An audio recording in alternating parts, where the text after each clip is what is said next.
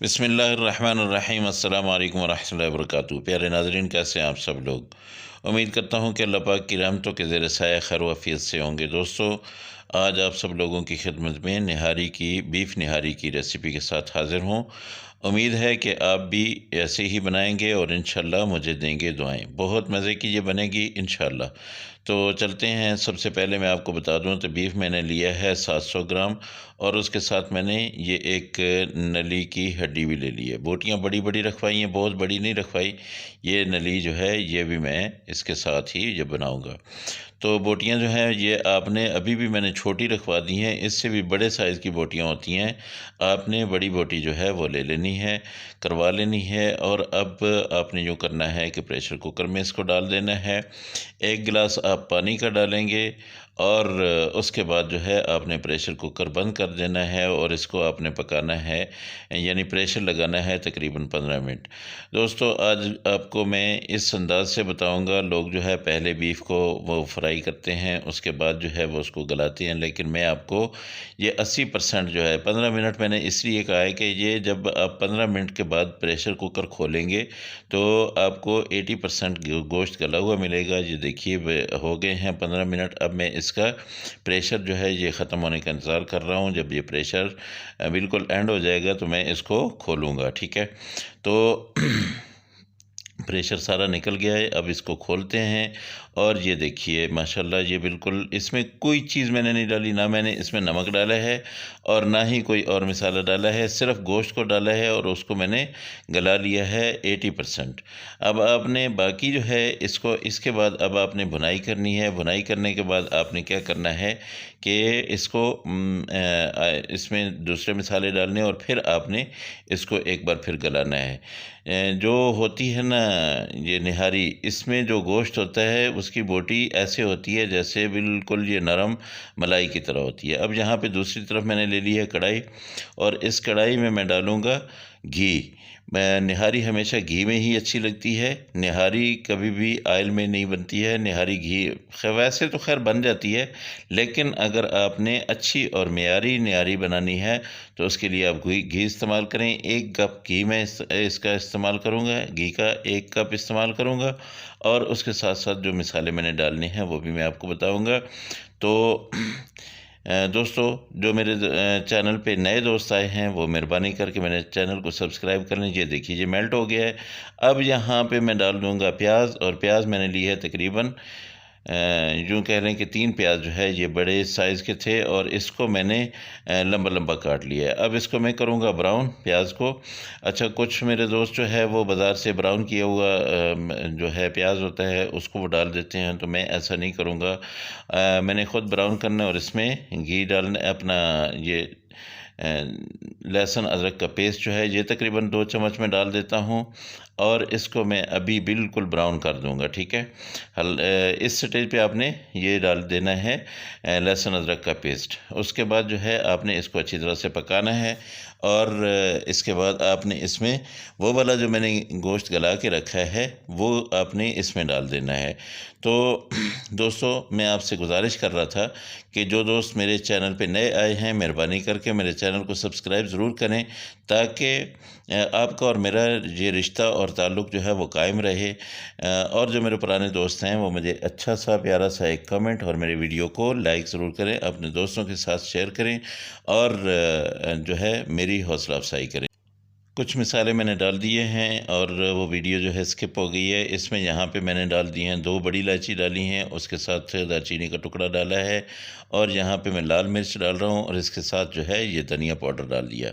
लाल मिर्च पाउडर, धनिया पाउडर जो है ये भी मैंने डाल दिया है, और इसको मैं अच्छी तरह से मिक्स करूँगा, क्योंकि अभी बिल्कुल ब्राउन हो चुका है। तो थोड़ा सा जो है ये मैंने पानी डाल दिया है ताकि मिसाले जो है वो जल ना जाए। अब देखिए ये मसाला बिल्कुल रेडी है। जहाँ पे मैंने ले लिया है ये आप अच्छी ब्रांड का एक ले लीजिएगा निहारी मसाला, वो आप इसमें डाल दीजिएगा। निहारी का मसाला कैसे बनता है इंशाल्लाह ये मैंने मसाले जो है वो सारे आपको बताया था कि मैंने बनाने हैं। बहुत जल्द इंशाल्लाह मिसालों की रेसिपी जो है वो एक ही रेसिपी होगी, सारे मसाले उसमें मैं बनाऊँगा। तो ये मैंने डाल दिया। अब यहाँ पे जो गोश्त मैंने रखा हुआ है अपना गला हुआ गोश्त जो है उसको मैं इसमें डाल दूंगा और इसकी अच्छी तरह से भुनाई करूंगा। दोस्तों, नमक डालना मैं भूल गया हूं। अभी ये देखिए 1 चम्मच मैंने इसमें नमक डाल दिया है और आपने तकरीबन 5 से 7 मिनट जो है इसकी अच्छी तरह से भुनाई करनी है गोश्त की, ताकि इसके अंदर से जो भी स्मेल है वो ख़त्म हो जाए और हमारे जो मिसाले हैं वो इस गोश्त के अंदर तक चले जाएँ। तो ये देखिए तकरीबन दोस्तों 5 से 7 मिनट हो गए हैं। यहाँ पे अब मैं इसमें डाल दूँगा वो यखनी जो मैंने जिसमें ये गोश्त उबाला था।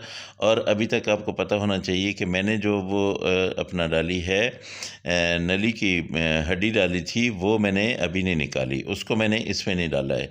ये देखिए यहाँ पे मैं भूल गया था, 3 इलायची जो है वो छोटी इलायची मैंने डालनी थी, वो भूल गया था, उसको मैंने ये डाल दिया है। अब यहाँ पे दूसरी साइड पे मैंने एक ये बाउल लिया है, इसमें मैं डालता हूँ बल्कि डाल के ले आता हूँ, इसमें मैं डाल लेता हूँ आटा फ़ाइन जो हमारे घरों में इस्तेमाल होता है। ये तकरीबन 3 चम्मच आटा है। आप इसमें जो है आटा भून के भी डाल सकते हैं, लेकिन मैं भून नहीं रहा, मैं आसान से आसान तरीन आपको रास्ते बता रहा हूँ। इतना आसान तरीका बता रहा हूँ और इतनी मज़े की ये रेसिपी बता रहा हूँ कि आप जो है अश अश कर उठेंगे। इसको मैंने अच्छी तरह से घोल लेना है। इसमें पानी डालते जाएँ, थोड़ा थोड़ा करके डालिएगा ताकि इसकी गुठलियाँ ना बने। अच्छी तरह से इसको आपने मेल्ट कर लेना है। ये देखिए ये तकरीबन घुल चुका है। अब मैंने क्या करना है कि वो जो हमारा निहारी बन रही है, ये देखिए इसमें मैंने वो वाला जो आटे का मैंने बनाया है, गोल सा बनाया है, वो इसमें डाल दूंगा। ये देखिए ये यहाँ पे आपने इसको जब डाल देना है तो फिर आपने इसको अच्छी तरह से पकाना है। और जब आप ये डालेंगे आटा तो उस वक़्त भी आपने चम्मच घुमाते रहना है ताकि इसकी गुठलियाँ, ये आटा जो है इकट्ठा ना हो, क्योंकि हमारा जो यखनी है वो पक रही है, तो इस वजह से ये अपना ख़राब ना हो। तो यहाँ पे मैंने ऊपर से कर दिया है कवर, और लेकिन अभी जो है थोड़ा इसमें मैं डाल दूँ वो जो मैंने नली ली हुई है वो इसमें रख देता हूँ। अब यहाँ पे मैं इसमें रख दूँगा ताकि ये भी मिसाले में अपना जो है ये असर छोड़े और मिसाले के अंदर जो है वो रच बस जाए। दोस्तों, मैं जब भी आप बनाएं, निहारी बनाएं, तो ये नली इसमें ज़रूर डालें। ये बहुत मज़े की होती है और बहुत मज़े का टेस्ट देती है। अब मैं इसको कर दूंगा बंद और तकरीबन 20 मिनट जो है मैंने इसको बंद रखना है, इसको पकाना है। इस 20 मिनट में ये देखिए 20 मिनट हो गए हैं, तो अल्हम्दुलिल्लाह ये देखिए ये इसमें क्या हुआ है कि अब आटा जो था ना मेरा, वो आटे का कच्चापन भी ख़त्म हो गया और हमारी जो बोटियां हैं वो भी तकरीबन गल चुकी हैं। ऑयल छोड़ दिया है अपना इसने, निहारी ने। अब मैं ये ऊपर से तरी सी उतार लूँगा।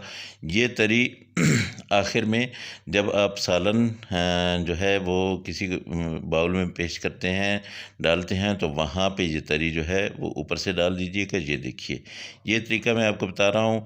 रेस्टोरेंट में जब भी आप जाते हैं तो उन्होंने ऐसे ही उतार के रखी हुई होती है और वो आपको अलग से ऊपर से डाल के देते हैं जब भी आप खाना खाने जाते हैं किसी होटल में, रेस्टोरेंट में। तो यहाँ पे फिर मुझसे रह गया। ये देखिए ये मैंने गरम मसाला डाला है 1 चम्मच और उसके साथ आधा चम्मच जो है ये काली मिर्च मैंने डाल दी है। इसको मैं मिक्स कर लूँगा। ये बिल्कुल रेडी हो चुका है जी। अब ये मेरी निहारी जो है तकरीबन रेडी हो चुकी है। बस इसको मैंने अभी चूल्हे को कर देना है बंद और आप लोगों के लिए ये मैंने इसको डिश आउट करना है। और अभी मिसाला कोई भी नहीं डालना है, इसको बस थोड़ा सा मैं और पका लेता हूँ। तो ये देखिए दोस्तों बिल्कुल रेडी हो चुकी है। आप दोस्त देख रहे हैं ये बबल जब छोड़ना शुरू कर देना तो समझिए कि ये निहारी जो है आपकी रेडी हो। सबसे पहले इसकी मैं ये नली निकाल लेता हूँ। ये देखिए माशाल्लाह अल्हम्दुलिल्लाह। ये देखिए ऐसे करके आपने जब भी आपने इसको पेश करना है तो आपने ये ऊपर से ऐसे डाल देना है। अल्हम्दुलिल्लाह ये देखिए ऊपर से गार्निशिंग कर लीजिए। यहाँ पे आपने लेमन से करनी है गार्निशिंग और उसके साथ जो है आपने क्या करना है, सब्ज़ धनिया डालना है, सब्ज़ मिर्चें डालनी है। और ये देखिए ये वो वाली नली है जो मैंने पका ली है इसके साथ साथ। बल्कि मैं आपको दिखाता हूँ कि ऐसे ये बिल्कुल मैं निकाल के दिखा देता हूँ। ये देखिए माशाल्लाह बहुत ज़बरदस्त किस्म की ये आप लोगों के लिए निहारी बिल्कुल रेडी हो चुकी है। और ये इतना गल चुका है गोश्त के जब आप इसको खोलेंगे ना, ये बिल्कुल मलाई की तरह बोटियाँ टूटती जाएंगी। तो दोस्तों आप लोग मुझे अपनी दुआ में याद रखें, मेरी दुआ में आप लोग हमेशा रहते हैं। अल्लाह पाक की रहमतें, अल्लाह की नेमतें आप सब लोगों के घरों में रहें। इंशाअल्लाह अगली रस्सी में फिर मुलाकात होगी। अल्लाह हाफ़िज़। अस्सलामु अलैकुम व रहमतुल्लाहि व बरकातहू।